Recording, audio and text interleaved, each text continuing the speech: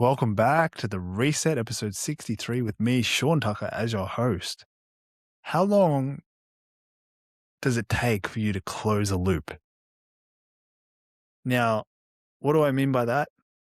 I mean, there are so many things you have on your list right now or in your mind that have remained unfinished.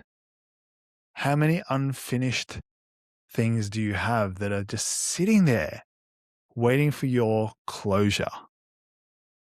So, a few years ago, I remember meeting with a lovely lady, Spanish lady from Sydney. Her name is Charlotta.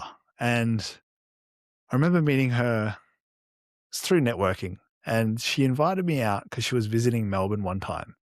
She invited me to an ice cream place to literally just connect. You know, what better, what better place to connect with someone than an ice cream parlor?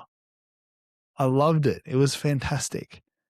And she actually ended up coaching me in a one-off session in this ice cream parlor. That was never the intention, but this was probably about 3 years ago.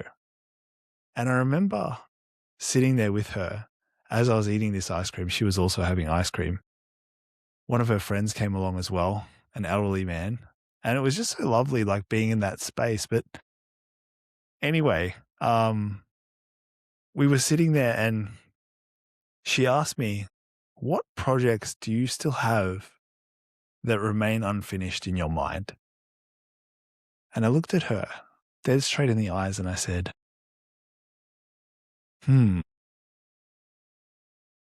yeah, you got me. Because if I was being fully transparent and true to myself, there was a conversation that I hadn't had yet with my partner about what it is that was really going on with me. And it honestly shifted everything.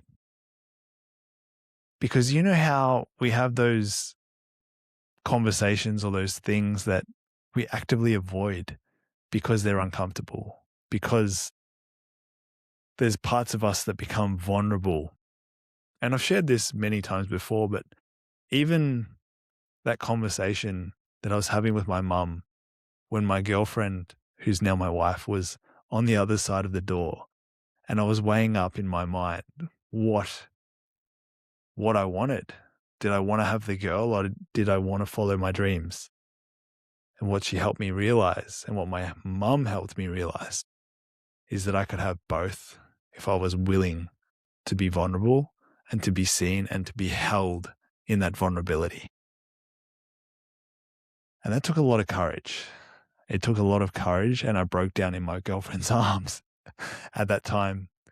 And the reason why I share this with you is because it happened almost the same way with this lovely lady named Charlotta at the ice cream parlor. Because I know in my mind, there was still something that was yet to be said, that was yet to be communicated to my wife. And the fact that I wasn't communicating it with her, part of me was afraid again, right? And the thing in this space of coaching, in healing, in becoming a better version of yourself, the journey never stops. The journey is continuing to become that best version of yourself. And even though I shared lots of vulnerabilities and was really uncomfortable in that growth of becoming, well, eventually marrying that girl, I was at a point where my pathway that I was going down in my entrepreneurial journey, being let's say a health and wellness person, business owner, and really helping solve people's problems at a higher level outside of being a generic gym trainer, I realized that the pathway that I was going on, I was trying to be someone that honestly I hated. Someone that I hated.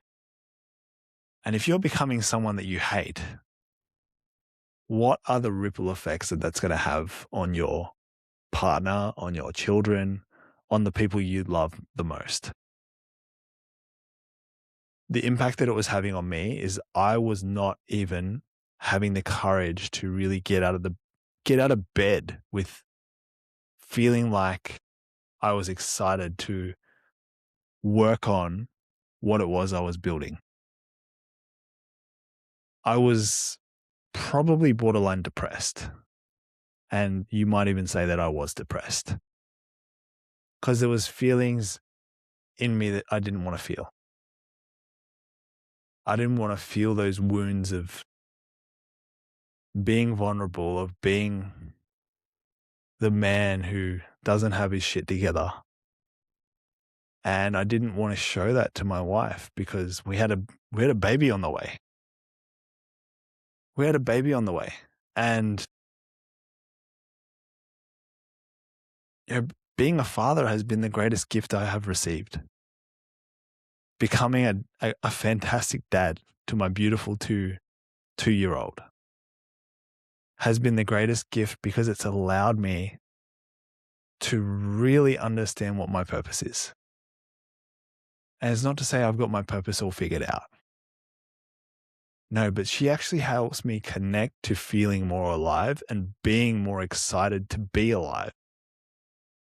My whole relationship with life has changed because I became a dad and decided to stop running. It's funny because when I say that out loud, if I go back 16 years ago when I first had my health scare, the very first thing I did to try and get my life sorted, I started running. And what I'm saying now is that I stopped running. I stopped running from the feelings that I didn't want to feel. I stopped running from the man who was afraid to be seen, who was afraid to be vulnerable, afraid to really open up the wounds and be okay with being emotional. Because what it takes to be a man is so much more than what these hyper masculine influences are saying. It's not about not crying. In fact, for me, it's more about crying has a lot of power. When you cry, it releases something in you. And, you can cry with ecstasy and you can cry with great bereavement and grief. It looks the same. The physiology looks the same, right? Tears are coming out of the eyes. One is with immense suffering. The other one is in great pleasure. And so if you're avoiding the pain and the suffering of the grief of still being stuck in that old version of yourself, which I was, I felt like I needed to prove all the people that doubted me in the world, all those people who said you're not good enough. If you want to become successful, you need to work like a dog. All right? I wanted to show all of those people that you could do it by being yourself. But the problem was I thought being myself was being someone that I wasn't. And I was becoming the person that I hated. And I'm sharing that because I know someone who's listening right now is living a life that they don't like living. They're becoming someone that they hate. So if that is you, I want you to be at my retreat, the Unforgettable Reset Retreat next month. It's happening in Melbourne. It'll likely be in the Yarra Ranges or it will be down in the Peninsula.